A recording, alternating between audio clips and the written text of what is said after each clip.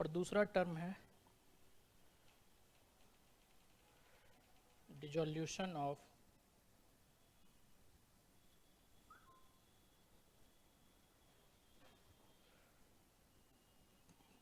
Partnership firm. सबसे पहले आपको इन दोनों टर्म का फर्क समझना पड़ेगा, और उस फर्क को भी समझने से पहले आपको समझना होगा कि इस डिसोल्यूशन का मतलब क्या होता है। देखिए, डिसोल्यूशन का मतलब होता है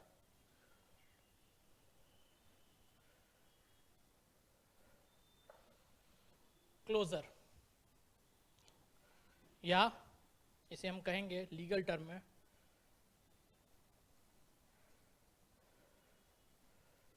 वाइंडिंग अप, बंद करना, क्लोज करना, वाइंड अप करना। तो सबसे पहले इन दो टर्म का फर्क समझिए। डिसोल्यूशन ऑफ पार्टनरशिप का मतलब क्या है कि इस डेट से हमारी पार्टनरशिप डिसॉल्व होने जा रही है, फर्म डिसॉल्व होने नहीं जा रहा है। तो डिसोल्यूशन ऑफ पार्टनरशिप का मतलब होता है कि dissolution of old terms and condition of partnership, यानी कि और सिंपल लैंग्वेज में कहूं तो reconstitution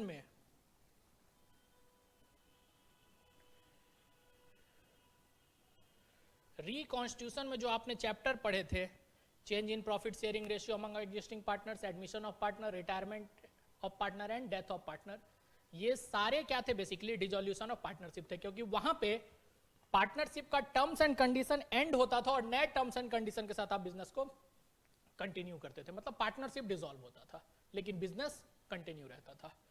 dissolution of partnership firm का क्या मतलब है कि आज के बाद आपका बिजनेस जो होगा ना वो क्लोज हो जाएगा, यानी कि आप नए टर्म्स एंड कंडीशन के साथ एग्जिस्टिंग बिजनेस नहीं कर रहे होगे, बल्कि अपने बिजनेस को ही क्या कर दोगे?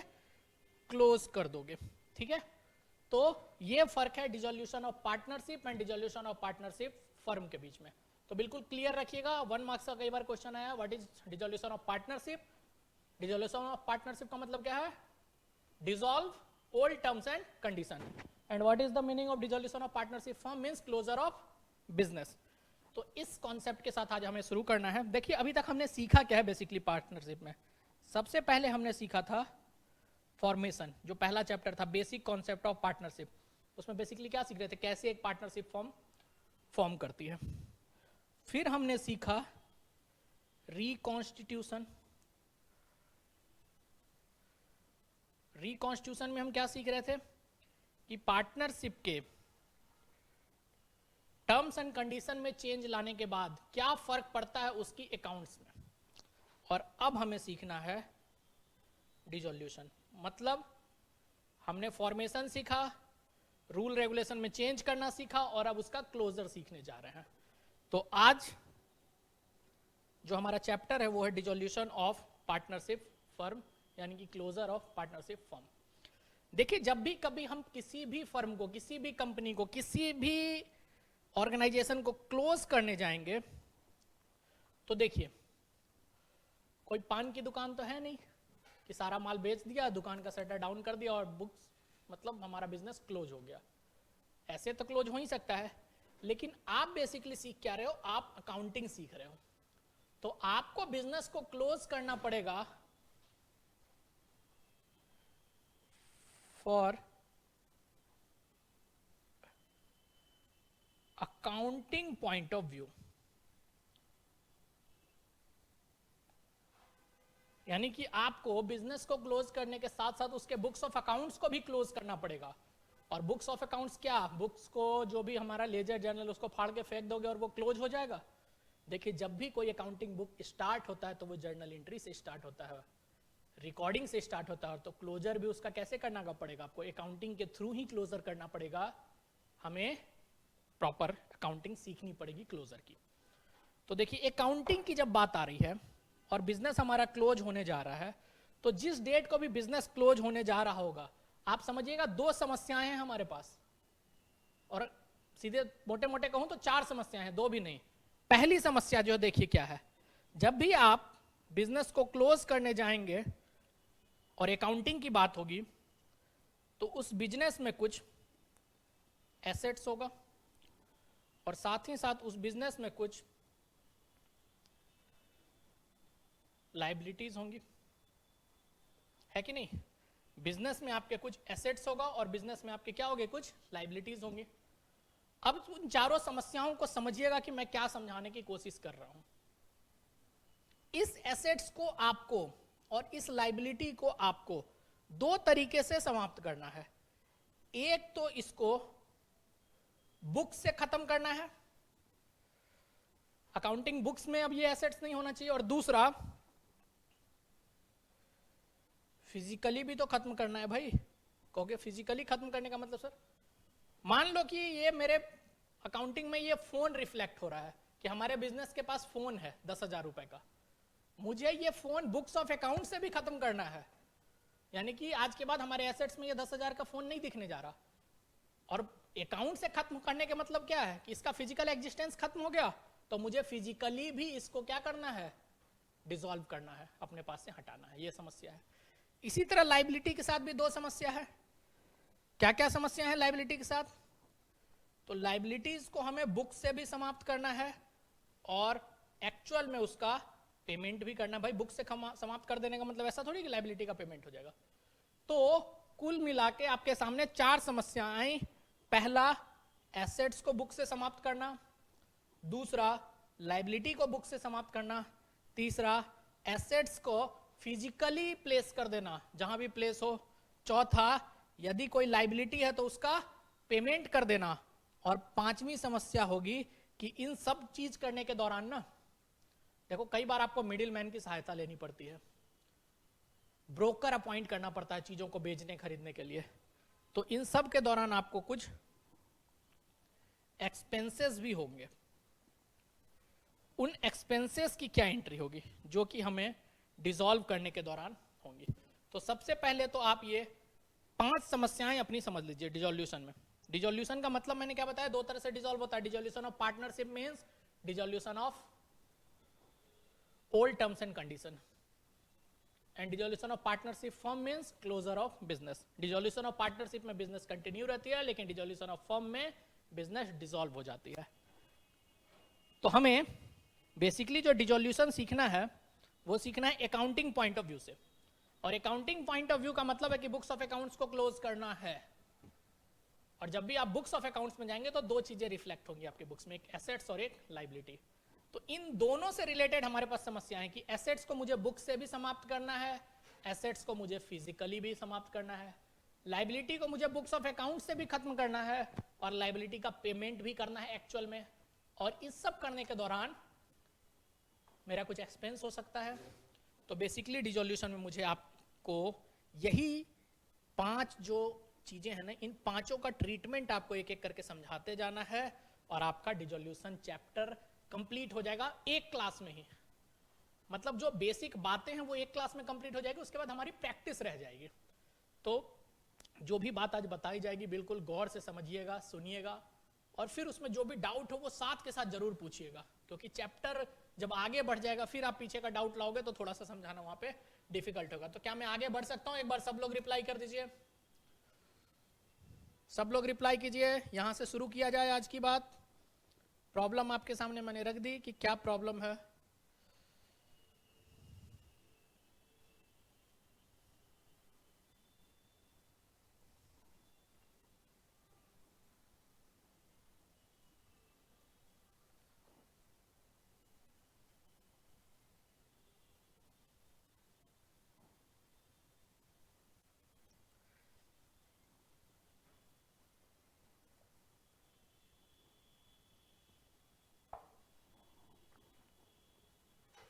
चलिए, तो अब एक एक करके हमें हमारी समस्याओं को खत्म करना है। और एक चीज ध्यान रखिएगा कि इस चीजों को डिसॉल्व करने के पर्पज से हम एक अकाउंट बनाते हैं जिसका नाम है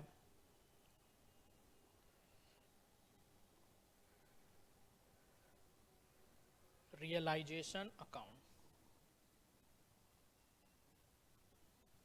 ये रियलाइजेशन अकाउंट कब ओपन होता है? Open at time of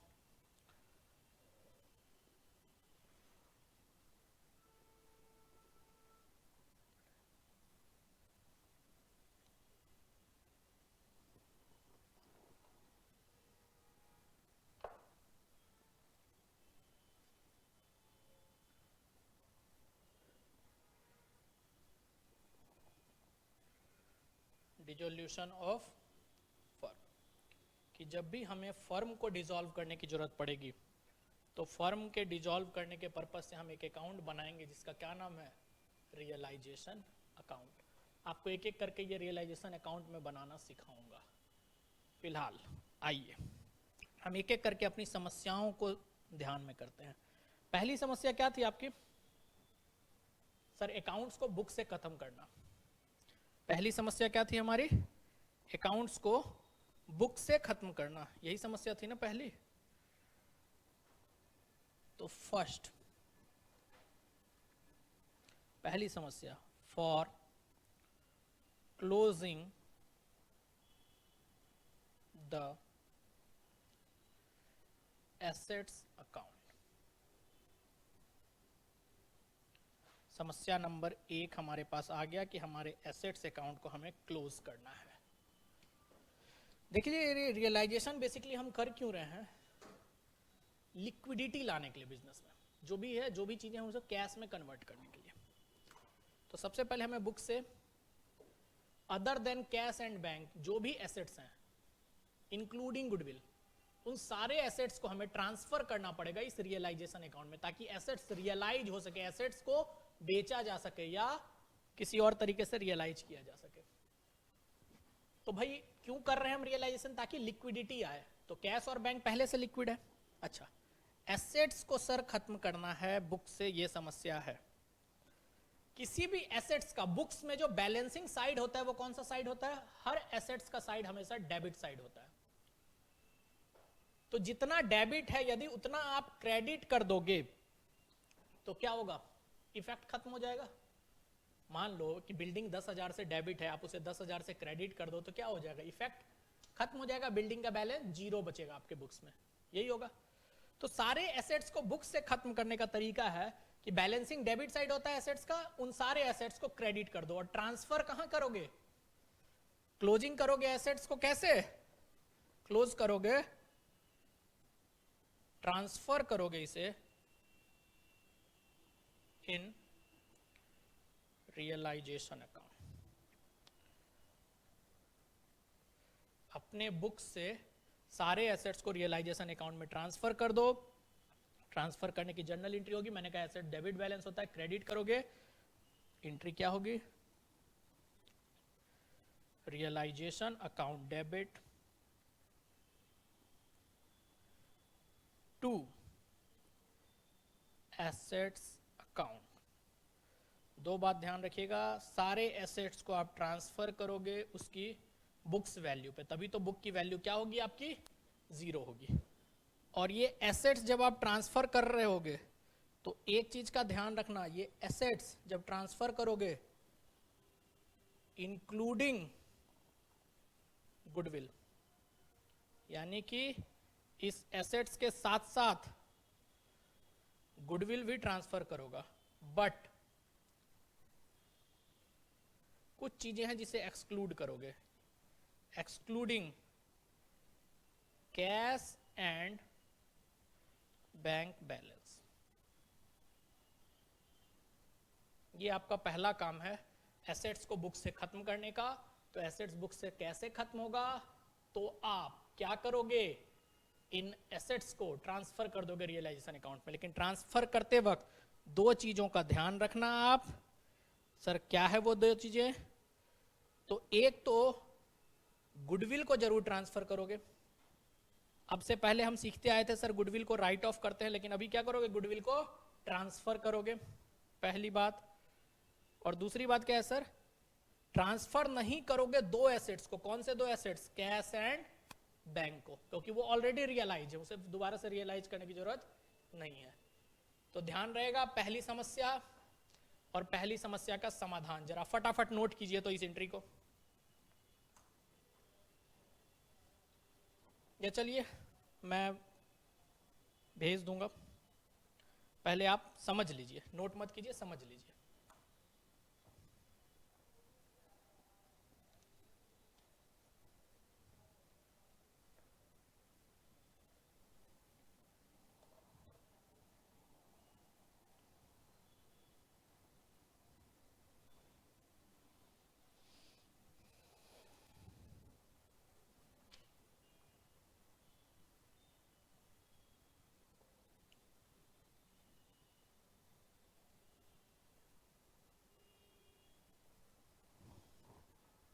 clear है? चलिए दूसरी समस्या पे बात करें।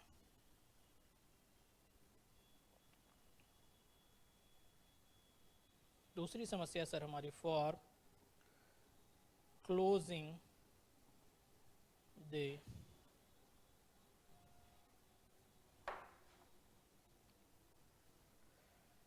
Liabilities account.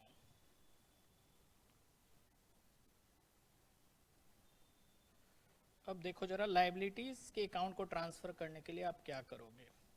रूल ध्यान रखना, पहला हमने कहा transfer all assets excluding cash and bank to realisation account. Assets का बैलेंस डेबिट साइड होता था, ट्रांसफर करते वक्त हमने उसे क्रेडिट किया। अब कह रहा हूं मैं transfer all liabilities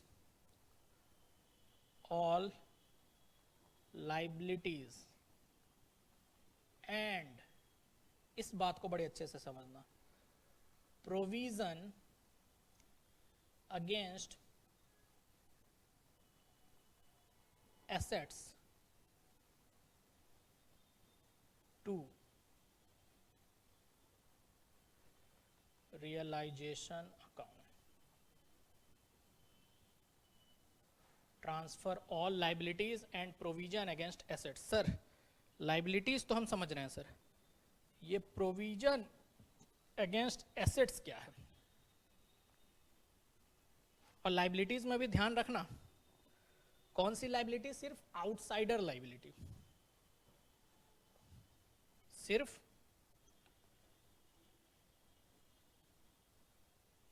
outsider liability, यानी कि पार्टनर के लोन वगैरह की बात अभी नहीं करनी है, पार्टनर्स के कैपिटल की बात नहीं करनी है। वो लाइबिलिटी जो हमें आउटसाइडर को चुकाना हो, वैसी लाइबिलिटी आप ट्रांसफर करोगे। और प्रोविजन ट्रांसफर करोगे एसेट्स के अगेंस्ट, यदि कोई प्रोविजन हो। जैसे एग्जांपल देखिएगा प्रोविजन अगेंस्ट एसेट्स का, provision for doubtful debts.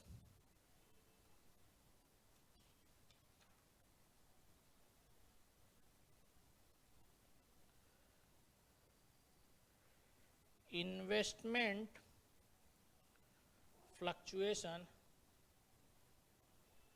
Reserve. ये सारे प्रोविजन क्या है? प्रोविजन फॉर डाउटफुल डेब्ट्स बनता है किसके अगेंस्ट? डेटर्स के अगेंस्ट। डेटर्स क्या है? एसेट्स है, तो ये एसेट्स के अगेंस्ट प्रोविजन है। इन्वेस्टमेंट फ्लक्चुएशन रिजर्व किसके अगेंस्ट बनता है? इन्वेस्टमेंट के अगेंस्ट। तो बेसिकली यही दो मिलेंगे। तो ऐसा कोई भी प्रोविजन जो एसेट्स के अगेंस्ट किया गया हो, उसे भी आप क्या करोगे? ट्रांसफर करोगे रियलाइजेशन अकाउंट में, स्टेप नंबर 2 में। स्टेप नंबर 1 में हमने सारे एसेट्स को ट्रांसफर किया, स्टेप नंबर 2 में हमें लाइबिलिटी करनी है ट्रांसफर और प्रोविजन अगेंस्ट एसेट्स करना है। लाइबिलिटी कौन सी? सिर्फ आउटसाइडर लाइबिलिटी। और लाइबिलिटी का बैलेंस कौन सा होता है? हमेशा लाइबिलिटी का बैलेंस होता है क्रेडिट बैलेंस। तो ट्रांसफर करने के लिए क्या करोगे आप? लाइबिलिटीज को डेबिट कर दोगे, तो आपकी जर्नल एंट्री बनेगी लाइबिलिटीज अकाउंट डेबिट। इसी तरह यदि आपका हो प्रोविजन फॉर बैड डेब्ट्स हो, इसे भी क्या करोगे? Debit to realisation account. और लाइबिलिटीज में मैंने बताया सिर्फ कौन सी लाइबिलिटीज? Only outsider liability.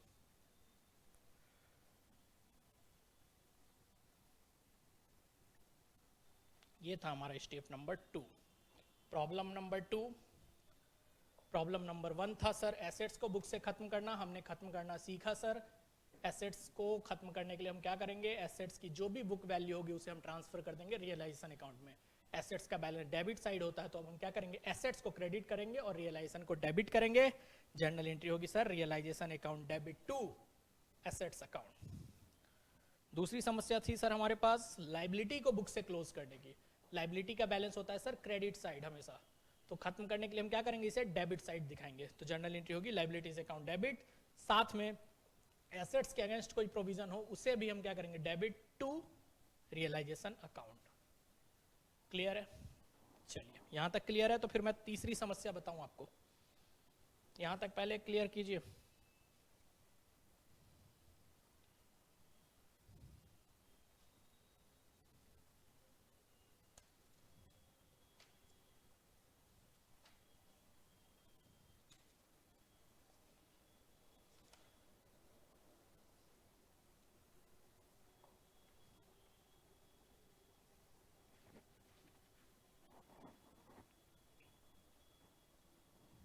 चलिए तीसरी समस्या थी सर हमारी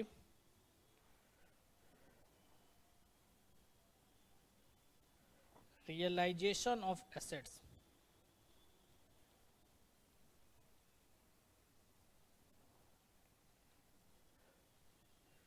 मैंने रियलाइजेशन का मतलब बताया कि फिजिकली अब एसेट्स कैसे खत्म होगा। सर अभी तो हमने एसेट्स को ट्रांसफर किया था रियलाइजेशन में, बुक से खत्म हो गया एसेट्स, लेकिन फिजिकली वो अभी भी तो हमारे पास ही है, एक्चुअल में तो वो अभी भी हमारे पास है, उसका फिजिकल एग्जिस्टेंस तो हमारे पास है, तो उसे कैसे खत्म करेंगे। आइए अब हमें ये सीखना है रियलाइजेशन ऑफ एसेट्स। तो देखिए रियलाइजेशन ऑफ एसेट्स में 3 बातें हैं।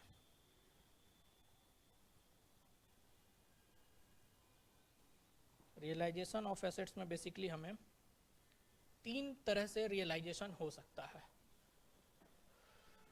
पहला, when assets was sold for cash। Assets किसे बेचा गया मार्केट में, कैश के बदले। दूसरा था when assets was taken by partner. भाई ये भी तो हो सकता है कि एसेट्स को हमने मार्केट में बेचा, मार्केट में बेचने जा रहे थे, किसी पार्टनर ने, हमारे बीच से ही किसी पार्टनर ने कहा ना ये एसेट्स मैं अपने पास ले जाऊंगा, तो क्या ट्रीटमेंट होगी वो सीखना है। और तीसरा सीखना है when assets was given to creditor. देखिए 3 तरह से आप एसेट्स को रियलाइज कर सकते हो। पहला, मार्केट में बेचो, नहीं बिक रहा है, कोई पार्टनर ले जा रहा है, उसे ले जाने दो। और ये भी नहीं हो रहा तो ये भी तो हो सकता है कि कोई क्रेडिटर आया हमारे पास पैसे लेने के लिए, हमने कहा भाई साहब पैसे तो नहीं है कैश में, ऐसा करो ये सामान हमारे पास पड़ा है, ये माल हमारे पास है, ये बिल्डिंग है, ये फर्नीचर, आप ये रख लो, आपकी रिकवरी हो जाएगी। तो इन 3 तरह से हम एसेट्स को रियलाइज करते हैं। और ये ध्यान रखिएगा, ये कौन सा एसेट्स है, ये ध्यान रखिएगा, ये एसेट्स वेदर रिकॉर्डेड हो तो भी, और यदि मान लो किसी एसेट्स को हमने बुक्स ऑफ अकाउंट्स में रिकॉर्ड नहीं किया था तो भी वो रियलाइज हो रहा, तो उसकी ट्रीटमेंट भी सेम करोगे।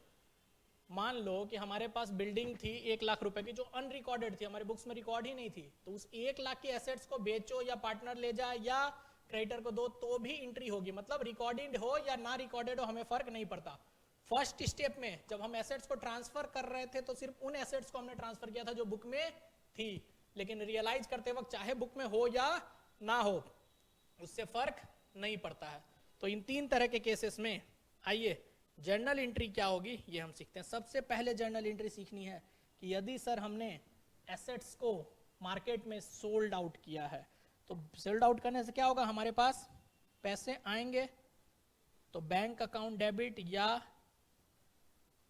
कैश अकाउंट डेबिट टू, ये एसेट्स पड़ा कहां था भाई, ट्रांसफर कहाँ किया था हमने एसेट्स को और लाइबिलिटी को? रियलाइजेशन अकाउंट में। तो टू एसेट्स नहीं सर, नॉर्मल सेल करने की एंट्री तो होती है cash account debit to assets account, लेकिन एसेट्स तो हमारे पास जीरो वैल्यू की है, सारा एसेट्स हमने कहाँ ट्रांसफर कर दिया था? रियलाइजेशन अकाउंट में।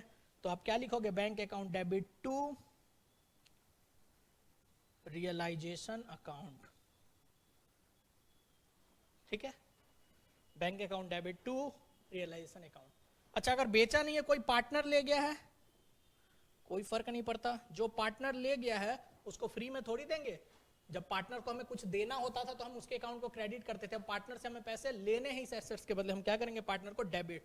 तो concern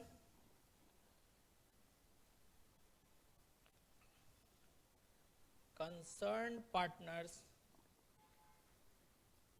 capital account debit to realisation account, concern partners capital account debit to realisation account. और यदि हमने क्रेडिटर को दिया है तो ध्यान दे दीजिए, क्रेडिटर क्या है? लाइबिलिटी। एसेट्स भी कहां ट्रांसफर हो चुका है? रियलाइजेशन अकाउंट में सर। लाइबिलिटी भी कहां ट्रांसफर हो चुकी है? रियलाइजेशन अकाउंट में।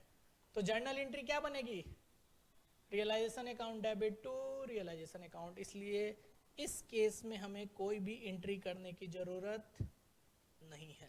ध्यान दीजिए, ये तीन तरीके से हमारा एसेट्स रियलाइज हो सकता था। पहला, एसेट्स को यदि आपने मार्केट में सोल्ड आउट किया, जर्नल एंट्री होगी कैश और bank account debit to realisation. दूसरा, ये एसेट्स कोई पार्टनर लेके चला गया, जर्नल एंट्री होगी कंसर्न पार्टनर, जो पार्टनर ले गया होगा उसके कैपिटल अकाउंट को डेबिट कीजिए टू रियलाइजेशन अकाउंट।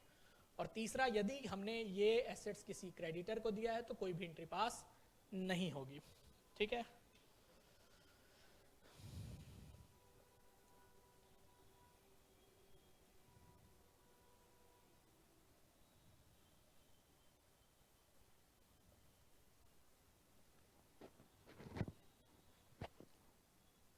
चलिए,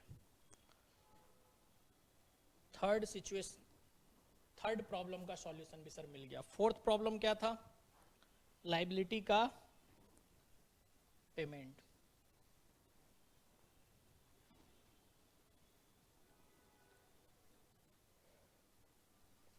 सेटलमेंट ऑफ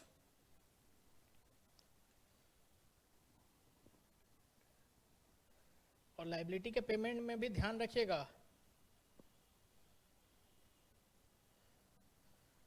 हर तरह की लाइबिलिटी, वेदर रिकॉर्डेड और नॉट, चाहे तो ये लाइबिलिटी रिकॉर्डेड हो या ना हो, तो भी हर केस में आपको लाइबिलिटी का सेटलमेंट करना है। और क्वेश्चन में सेटलमेंट के बारे में कुछ ना कहा गया हो तो भी ये बाय डिफॉल्ट आप समझ लीजिएगा कि लाइबिलिटी का पेमेंट तो हर हाल में होगा ही होगा। चलिए, तो यहां पे भी दो केस हो सकता है। क्या केस हो सकता है? देखिए, ऐसा भी तो हो सकता है कि जब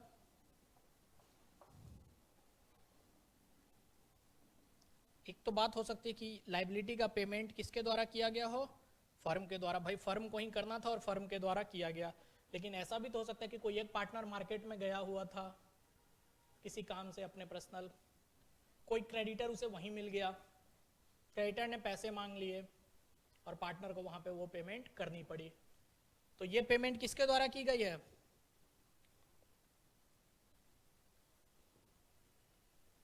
पार्टनर। देखो, करनी किसे चाहिए थी? देखिए, पेमेंट की लाइबिलिटी यदि फर्म की थी तो करनी फर्म को थी, लेकिन सिचुएशन ऐसा हुआ कि पार्टनर ने कर दिया है। चर्चा करेंगे।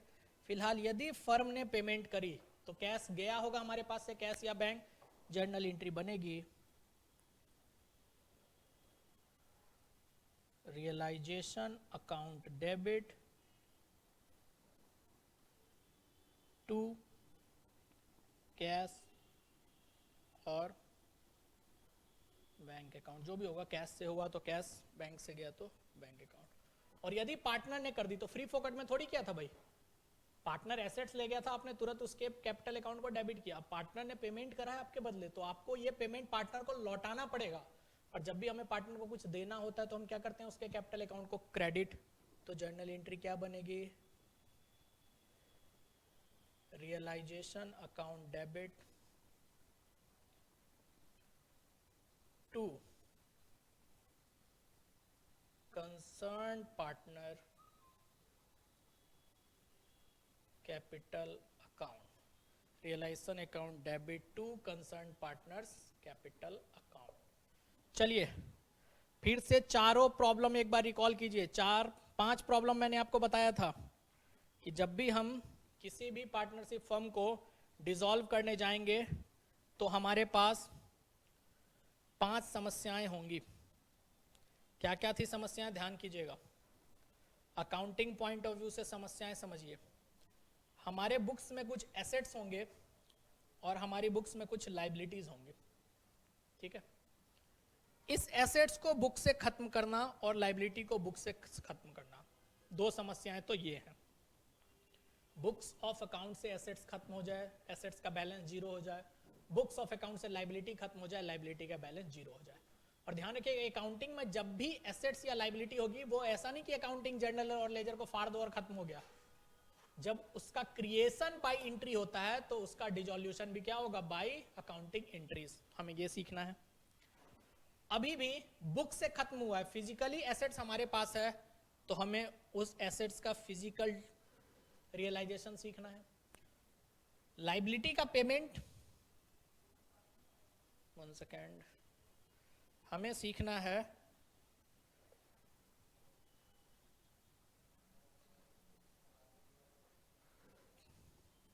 Payment of liability. चाहे क्वेश्चन में कहा गया हो या ना कहा गया हो, इस लाइबिलिटी का पेमेंट भी होगा। और इन सब के दौरान एक 5वीं बात हो सकती है कि ये सारे प्रोसेस में कुछ हमारा एक्सपेंस हुआ हो, उस एक्सपेंस के बारे में भी हमें सीखना है। इस एक्सपेंस को कहा जाता है रियलाइजेशन एक्सपेंस। तो चलिए ये 5 समस्याएं हैं, एक एक करके इन समस्याओं को समझना है। पहले ये 5 समस्याएं समझ में आ गई। मैं दोबारा से रिकॉल कर रहा हूं, ये 5 समस्याएं आपके समझ में आ गई हैं। तो चलिए अब रियलाइजेशन के पर्पस से हम एक अकाउंट ओपन करते हैं, क्लोजर के पर्पस से हम एक अकाउंट ओपन करते हैं, जिस अकाउंट का नाम क्या है, रियलाइजेशन अकाउंट। कब बनेगा, क्वेश्चन आपके पास पूछ सकते हैं 1 नंबर का कि when realisation account will be form, तो at time of dissolution of partnership firm, ठीक है। तो ये पहली समस्या थी सर हमारी, क्लोजिंग द एसेट्स अकाउंट। इस समस्या के लिए आपको क्या करना है, ट्रांसफर कर देना है आपको अपने सारे एसेट्स को, कहां, रियलाइजेशन अकाउंट में। और ट्रांसफर करने की एंट्री क्या होगी सर, एसेट्स का बैलेंस होता है हमेशा डेबिट साइड। यदि हम एसेट्स को क्रेडिट कर देना सर, तो एसेट्स का बैलेंस खत्म हो जाएगा। तो जर्नल एंट्री आप पास करोगे, realisation account debit to assets account. क्या पास करोगे, realisation account debit to assets account. लेकिन ध्यान रखना, सारे एसेट्स ट्रांसफर करना, गुडविल को भी ट्रांसफर करना, लेकिन कैश और बैंक को ट्रांसफर नहीं करना, क्योंकि वो ऑलरेडी रियलाइज्ड है। पहली समस्या थी हमारी। दूसरी समस्या क्या थी हमारी, हमें सारी लाइबिलिटीज को बुक से क्लोज करना है। तो इसके लिए हम क्या करेंगे, ट्रांसफर करेंगे सारी लाइबिलिटीज, साथ ही साथ प्रोविजन अगेंस्ट एसेट्स को कहां, रियलाइजेशन अकाउंट में। जर्नल एंट्री क्या बनेगी सर, जर्नल एंट्री होगी लाइबिलिटीज अकाउंट डेबिट, और सिर्फ कौन सी liability, outsider liability, third party liability, जैसे बिल्स पेबल, क्रेडिटर। ये नहीं कि पार्टनर्स का लोन, वो इनसाइडर है, ठीक है। डेबिट करेंगे प्रोविजन अगेंस्ट एसेट्स, जैसे प्रोविजन अगेंस्ट एसेट्स में 2 एग्जांपल याद रखना, प्रोविजन फॉर डाउटफुल डेब्ट्स और इन्वेस्टमेंट फ्लक्चुएशन रिजर्व। इसे डेबिट करेंगे टू रियलाइजेशन अकाउंट। क्यों, क्योंकि लाइबिलिटी का बैलेंस क्रेडिट साइड होता था सर, लाइबिलिटी को हम डेबिट कर देंगे तो वो बुक से क्या हो जाएगा, खत्म हो जाएगा। दूसरी समस्या खत्म। तीसरी समस्या क्या है, तीसरी समस्या sir realisation of assets. Realisation of assets मतलब फिजिकली एसेट्स को खत्म करना। और ध्यान रखना, हर उस एसेट्स का रियलाइजेशन जरूर करना, चाहे वो रिकॉर्ड हो या ना हो, यदि वो रियलाइज हो रही हो। अनरिकॉर्डेड एसेट्स भी रियलाइज होगा। और रियलाइजेशन 3 तरीके से हो सकता है, या तो आप उसको मार्केट में सेल कर दो, या तो कोई पार्टनर ले जाए, या तो आप उस एसेट्स को किसे दे दो, किसी क्रेडिटर को। यदि मार्केट में सेल करोगे तो आपके पास क्या आएगा, कैश या बैंक आएगा, जर्नल एंट्री होगी bank account debit to realisation account, क्योंकि सारे एसेट्स कहां है, रियलाइजेशन में पड़ा है। यदि पार्टनर ले जाएगा तो जो भी पार्टनर ले गया अब उससे हमें पैसे लेने हैं तो उसके कैपिटल अकाउंट को डेबिट टू रियलाइजेशन अकाउंट। और यदि कोई क्रेडिटर ले गया तो क्रेडिटर भी रियलाइजेशन में पड़ा है, एसेट्स भी रियलाइजेशन में पड़ा है, जनरल एंट्री बनती है रियलाइजेशन टू रियलाइजेशन, इफेक्ट कुछ नहीं होता तो हम कोई भी एंट्री नहीं करेंगे। ये तीसरी समस्या थी। चौथी समस्या सेटलमेंट ऑफ लाइबिलिटी। तो देखो सेटलमेंट हमेशा किसे करना चाहिए, फर्म को, लेकिन कई बार क्वेश्चन में ये भी हो सकता है कि किसने पेमेंट किया है, पार्टनर ने। तो यदि फर्म ने पेमेंट किया जनरल एंट्री होगी रियलाइजेशन टू कैश, पार्टनर ने कर दिया realisation to concern partners capital account. ये 4 समस्याएं हैं। 5वीं समस्या मैंने आपको एक और बताई थी, किस बात की सर, मैंने बताई थी कि हो सकता है इन सब के बीच में कुछ रियलाइजेशन एक्सपेंस हो, कुछ रियलाइजेशन एक्सपेंस हो, इसकी भी बात हमें समझनी है। तो देखिए रियलाइजेशन एक्सपेंस में 2 बातें हो सकती हैं।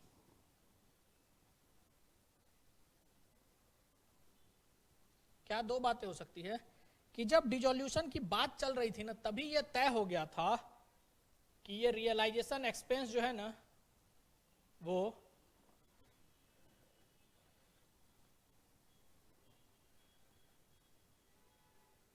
रिस्पॉन्सिबिलिटी किसकी रहेगी, इस रियलाइजेशन एक्सपेंस की रिस्पॉन्सिबिलिटी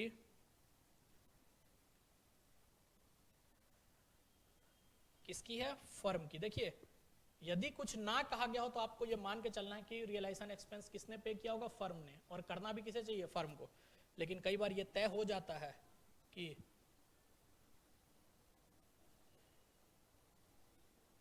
किसी पार्टनर ने कहा हो कि भाई रियलाइजेशन के दौरान जो भी खर्च होगा ना वो मैं दूंगा, तो रियलाइजेशन एक्सपेंस किसके द्वारा पे किया जाना चाहिए, पार्टनर ने कहा है तो पार्टनर के द्वारा।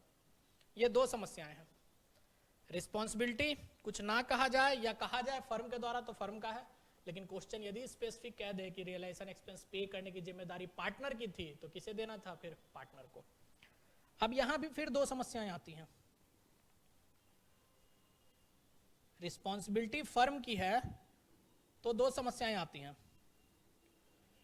फर्म की रिस्पॉन्सिबिलिटी थी और पे भी किसने किया, फर्म की रिस्पॉन्सिबिलिटी थी और पे भी किसने किया, फर्म ने। लेकिन जैसे अभी मैंने लाइबिलिटी के पेमेंट के वक्त कहा था कि कोई पार्टनर मार्केट गया हुआ था और पेमेंट वाले ने उससे वहीं पैसे ले लिया, ऐसा भी तो हो सकता है कि फर्म की जिम्मेदारी हो रियलाइजेशन एक्सपेंस देने की, लेकिन पेमेंट किसने कर दिया हो, पार्टनर ने। ठीक है, तो चलिए समझिएगा जरा। फर्म की जिम्मेदारी थी और फर्म ने पे किया तो जर्नल एंट्री होगी realisation account debit to, bank से पे हुआ होगा तो बैंक और कैश से पे हुआ होगा तो कैश। ठीक है, फर्म की जिम्मेदारी थी और पार्टनर ने पे कर दिया तो भाई जिम्मेदारी तो हमारी है, खर्चे को तो लिखोगे realisation account debit to concern partners capital account. ठीक है, ये तो एक बात हो गई। लेकिन अब दूसरी बात कि यदि रिस्पॉन्सिबिलिटी पार्टनर की थी तो क्या होगा। देखिए रिस्पॉन्सिबिलिटी पार्टनर की थी तो भी 2 बातें हो सकती है, पार्टनर को देना था और पे भी किसने किया, पार्टनर।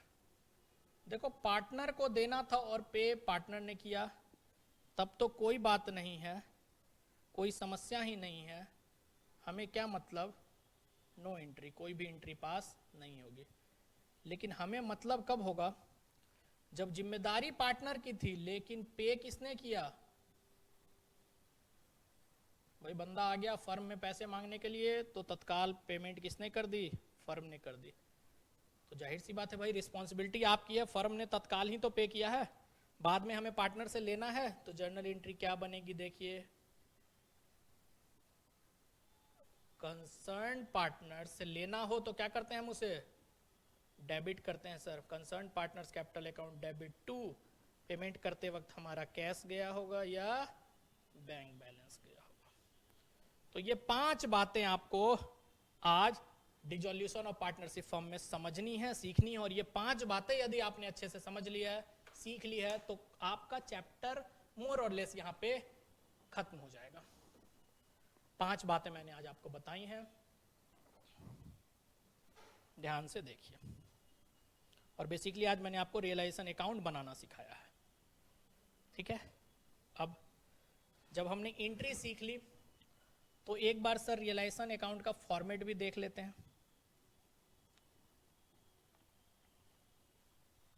फॉर्मेट भी देख लो।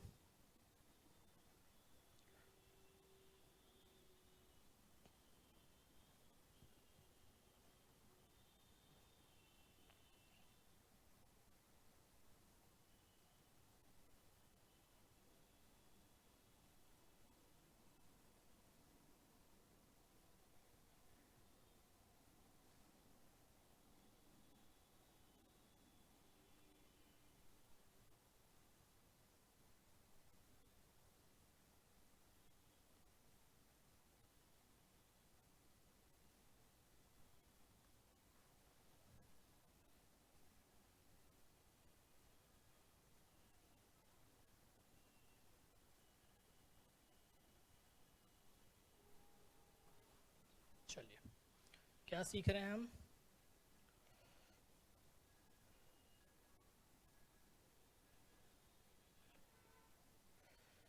जस्ट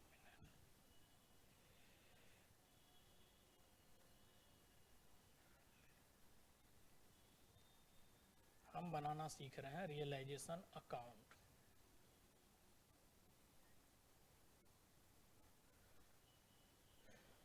एंट्री सीख चुके हैं और लेजर में कैसे जाएगा, ध्यान दीजिएगा। 5 चीजें अभी हमने सीखी हैं। पहली चीज क्या सीखी थी? पहला सर हमने सीखा था एसेट्स को बुक से खत्म करना। और इसके लिए हमने क्या किया था सर? एसेट्स का बैलेंस डेबिट होता है तो एसेट्स को क्रेडिट किया था। और डेबिट किसे किया था? रियलाइजेशन को। तो रियलाइजेशन अकाउंट में रियलाइजेशन डेबिट किया था, तो रियलाइजेशन के लेजर में ये किस साइड जाएगा? Debit side. तो जितने भी एसेट्स होंगे उनका नाम आप एक तरफ से लिखते चले जाएंगे, जैसे टू बिल्डिंग, जितने भी आपके बैलेंस शीट में होंगे सारे एसेट्स को एक साइड से ट्रांसफर करते चलाना। To land, to stock, to debtor. और डेटर को ध्यान रखना ग्रॉस वैल्यू पे दिखाना, नेट वैल्यू पे नहीं, मतलब प्रोविजन बिना माइनस किए दिखाना। टू गुडविल को दिखाना भी मत भूलना। मतलब सिंपल सी बात है कि आपके क्वेश्चन में आपका बैलेंस शीट गिवन होगा, उसके एसेट साइड जितनी भी चीजें होंगी other than cash and bank, other than cash and bank, सबसे पहला स्टेप आपका होगा उन सारे एसेट्स को ट्रांसफर करके रियलाइजेशन अकाउंट में लाना। और किस साइड जाएगा? Debit side. क्लियर है पहला स्टेप? दूसरा स्टेप था सर हमारी सारी लाइबिलिटीज और प्रोविजन अगेंस्ट एसेट्स को ट्रांसफर करना। लाइबिलिटी का बैलेंस किस साइड होता है सर? लाइबिलिटी का बैलेंस होता है हमेशा क्रेडिट साइड। तो खत्म करते वक्त हम क्या करेंगे? लाइबिलिटी को डेबिट करेंगे और रियलाइजेशन को क्रेडिट करेंगे। तो रियलाइजेशन में किस साइड जाएगा? ये credit side, by creditor, by bills payable. केवल आउटसाइडर लाइबिलिटी की बात करना। बाय, साथ में सर आपने बताया था कि प्रोविजन को भी, प्रोविजन फॉर बैड डेब्ट्स यदि हो, मतलब किसी भी एसेट्स के अगेंस्ट कोई प्रोविजन हो, बैड डेब्ट्स इसे। ये था सर हमारा स्टेप नंबर 2। यानी कि स्टेप नंबर 1 और स्टेप नंबर 2 की सहायता से हमने क्या किया सर? हमने बुक से एसेट्स और लाइबिलिटी को खत्म कर दिया है। स्टेप नंबर 3 क्या था सर? रियलाइज होता था सर एसेट्स। और रियलाइज होने में सबसे पहली बात क्या थी सर? कि हम एसेट्स को बेचते थे। बेचते थे तो जर्नल एंट्री क्या होती थी? कैश और bank account debit to realisation account. मतलब रियलाइजेशन क्या होता था? क्रेडिट होता था। तो हम करेंगे बाय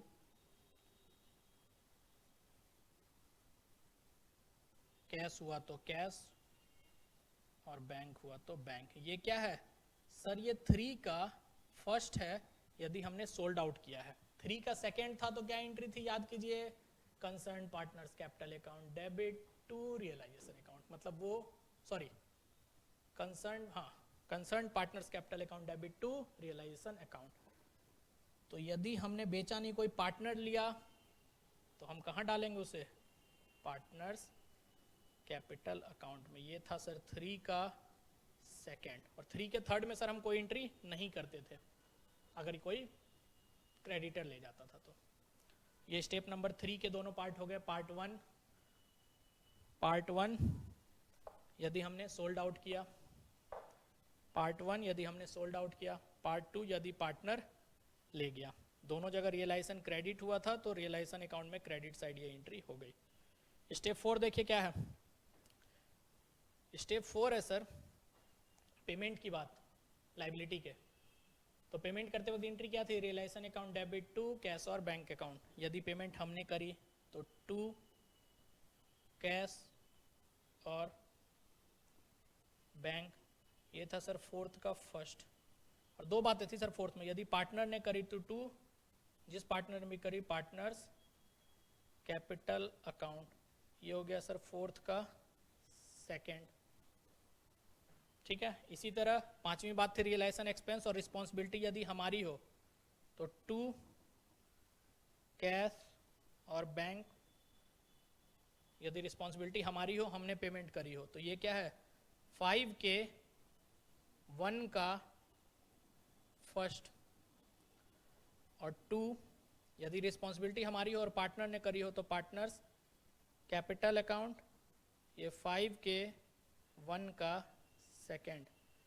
देखो 5 का 1 क्यों मैं कह रहा हूं, ये हो गया 5, इसे हम कहेंगे 5 का 1, इसे कहेंगे 5 का 2। 1 मीन्स रिस्पॉन्सिबिलिटी हमारी रिस्पॉन्सिबिलिटी पेड बाय फर्म 5 का 1 और पेड बाय पार्टनर 5 के 1 का 2। ये बात मैं समझा रहा था। ठीक है, तो ये बात हो गई रियलाइजेशन अकाउंट की। इसके बाद हम क्या करेंगे? इसके बाद सर बैलेंसिंग होगी। कैसे करोगे बैलेंसिंग भाई? जैसे किसी भी लेजर की बैलेंसिंग आप करते हो, लेजर की बैलेंसिंग करते हो। बुक्स अब हमारा क्लोज हो रहा है, तो आप दोनों साइड का टोटल कीजिए।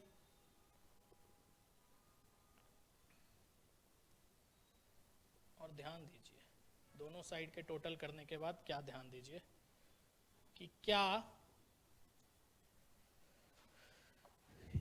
इफ क्रेडिट साइड का टोटल ज्यादा हो हमारे डेबिट साइड से, तो हमें क्या हो रहा है? पूरे रियलाइजेशन के दौरान हमें प्रॉफिट हो रहा है, तभी तो क्रेडिट ज्यादा है। और यदि क्रेडिट साइड का सम टोटल कम हो डेबिट साइड से, तो क्या हो रहा है? हमें लॉस हो रहा है।